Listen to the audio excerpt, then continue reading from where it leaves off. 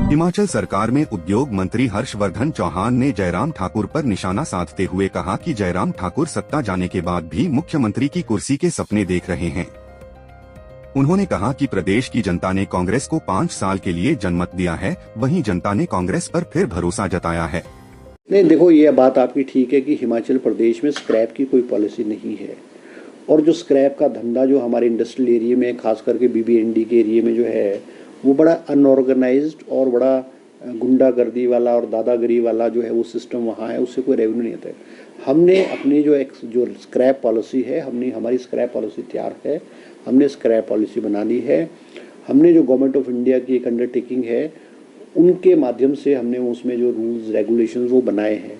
मगर हमने ये कहा है कि जो हमारे जो लोग हैं, चाहे इंडस्ट्रियल सेक्टर के लोग हैं या पॉल्यूशन कंट्रोल बोर्ड है या एक्साइज के लोग हैं, हम उनसे मिलकर के फाइनल टचेज उनको देने जा रहे हैं, ताकि सरकार को जो है रेवेन्यू जो है स्क्रैप के रूप में भी आए।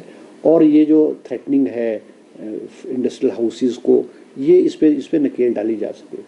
हम ये भी कर रहे हैं कि क्योंकि हमने जैसे जो अफेक्टेड पार्टीज़ है, जो फैक्ट्री के बहुत सारे लोग हैं, अब हम ऑनलाइन वाली बिडिंग वाला बात जो गवर्नमेंट ऑफ इंडिया का ऑनलाइन बिडिंग की बात कर रहे थे। ऑनलाइन की बिडिंग में ये होगा कि आप अपलोड करोगे आपके पास किस टाइप का स्क्रैप है, क्वांटिटी कैसी है आपके पास, क्वालिटी कैसी है आपके पास, स्टील है आपके पास, आयरन है आपके पास, एल्यूमिनियम है आपके पास, पेपर है आपके पास, कार्डबोर्ड है आपके पास, वुड है, वो अपलोड करेंगे और फिर ऑनलाइन उसकी बिडिंग होगी।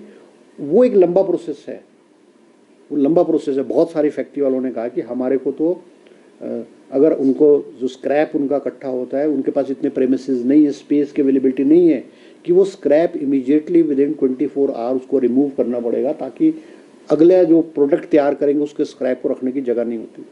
मैंने डिपार्टमेंट को कहा है कि जिस तरह से शराब की ऑक्शन होती है या और ऑक्शंस होती है, उस तरह की हम हिमाचल प्रदेश के इंडस्ट्रियल एरिया में ऑक्शन करते हैं।